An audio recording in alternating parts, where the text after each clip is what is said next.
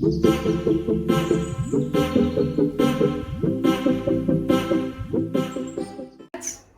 رجعت لكم بوصفه ثانيه.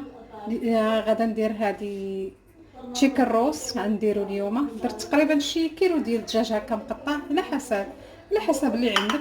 ودرت هنايا 3 ديال البطاطات صغارين قطعتهم بحال هكا بحال الشكل ديال تشيبس بحال هكا، ووحدين قطعتهم مربعات هكذا ياك.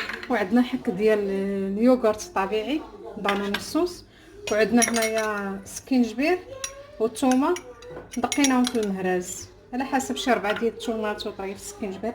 عندنا هنايا الخرقوم، شويه الكمون الا كان عندكم حتى حبوب ديروه.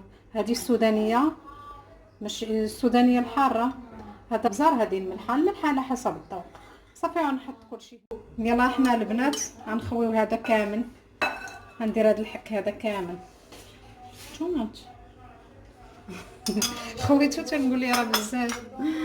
وهذا سكنجبير والثومه اللي عندنا تا هو نخويوه. هاد القامه غنخويوها كلها هانتوما. صافي غنخلط مزيان، خلطت تولي منسجمه. هذه ماكله ديالتهم باكستانيه ولكن تجي زوينه. هانتوما حتى تتنسجم مزيان. صافي نبدا نحط الدجاج، نبدا نحطو شويه بشويه.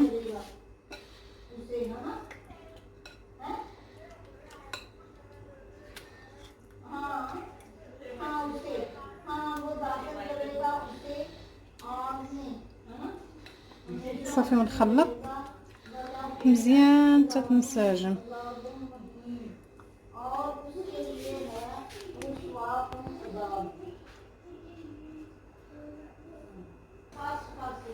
حركته مزيان وانا غنضيف البطاطا دابا حتى هي عاوده نحركها.